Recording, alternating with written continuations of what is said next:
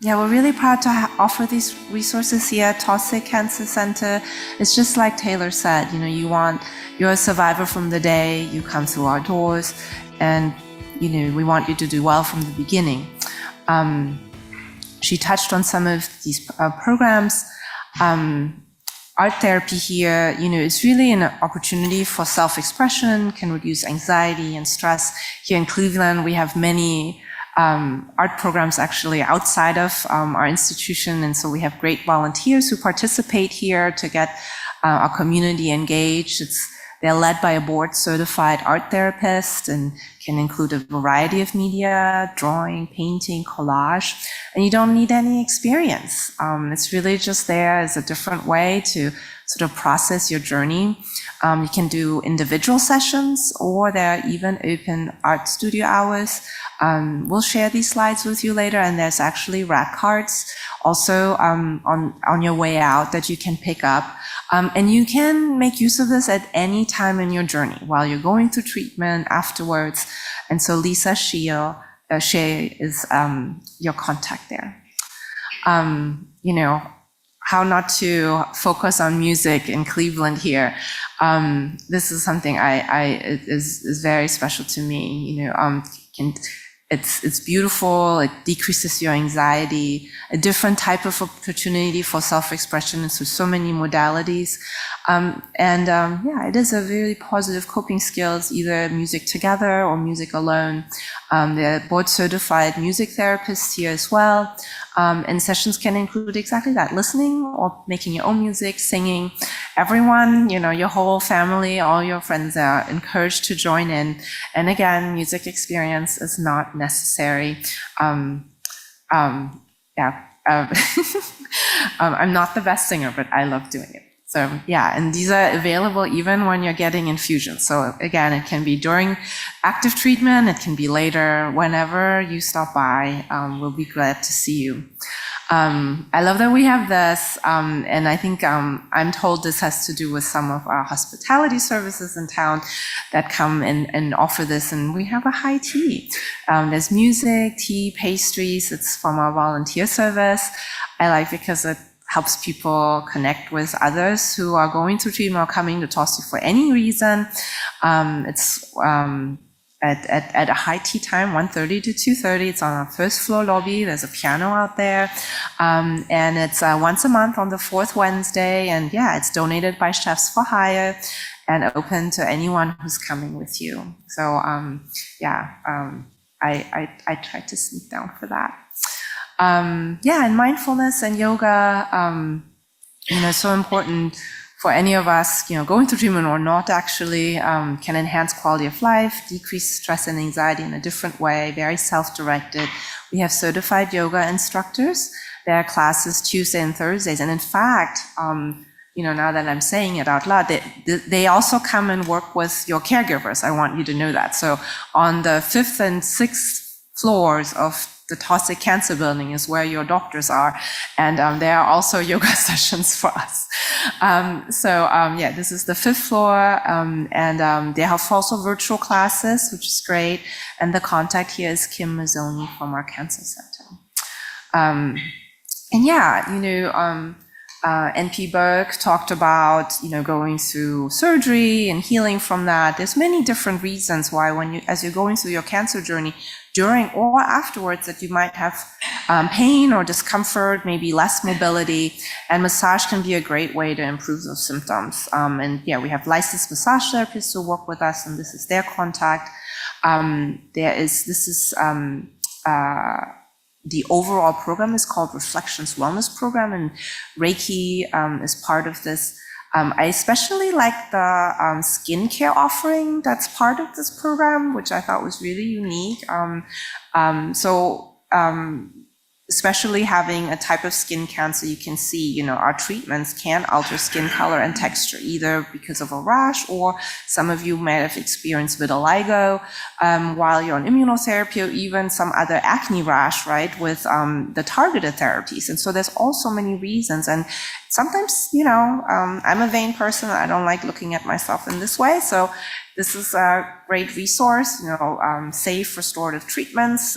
They work together with your providers to make sure that it's in line with the medicines you're getting, but that you're still getting a good cosmetic outcome, and the individualized consultations, and yeah, it even includes makeup application for the women in this room. So I thought that was really cool. This is the Fourth Angel mentoring program that Taylor mentioned, and AIM at Melanoma has a buddy system. We all know that to get through all of this, you need a friend. You want to have an additional set of ears, and it's so great to have it be somebody who's been experiencing through a similar journey. So we have program staff that facilitates finding you someone that matches with you by whatever you feel is important, and they help you make a contact. And I have to say, there's really only so many things you want to hear from us in the office. Your life is out there, and having someone who's gone through this and has found a good spot. And in fact, while I'm here, I'll have a shout out. If any of you want to take on a mentee, we would be grateful. Share your stories, share your experience. We're really glad that we have these resources. And there's actually more. I only picked a couple of the resources that I feel apply the most. There's a resource center at the bottom floor of Taussig. It's very central. It's actually right next to that piano as you enter. And so stop by and see, what else might be there. Thanks, everyone. I just want to say thank you for everybody for sharing your story.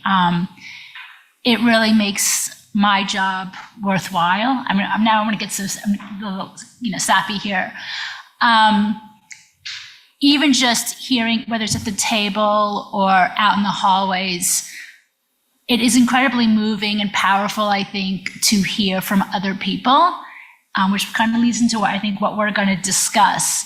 Part of the community is not just individuals who are going through treatment, but it also helps, I think, the caregivers, our industry partners, individuals such as myself, to wake up each morning and feel as if we are connected to each other, and we have a common goal and interest in ending this disease in our lifetime. So I am incredibly grateful. I just want to say personally for all of you for sharing your story.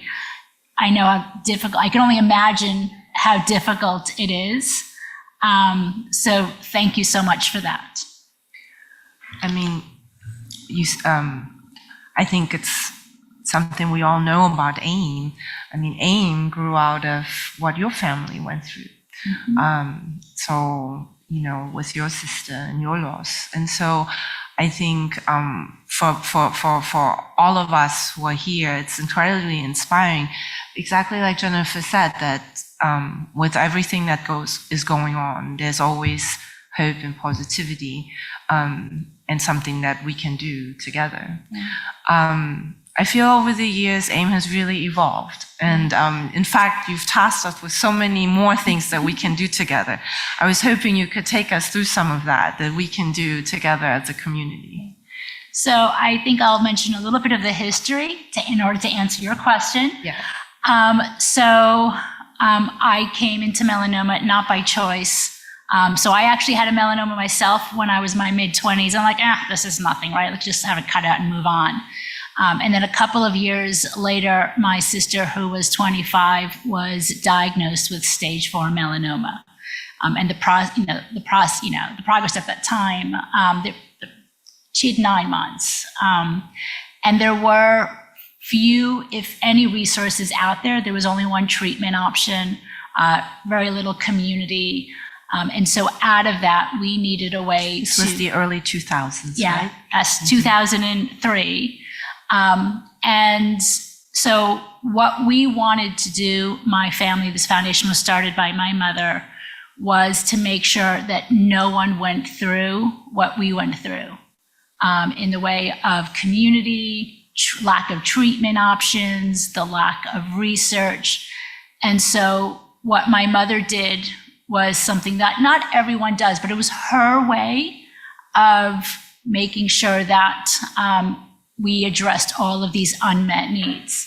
And everybody has their own way of doing it. My mother went in full 130% even, got me involved clearly. And so our way of giving back to the community and why hearing these stories is so important is, well, for research, I'll start there. We have opened multiple fresh frozen primary tissue banks, and we are collecting tissue here in the US and outside. We'll be starting soon so that we can offer this to researchers.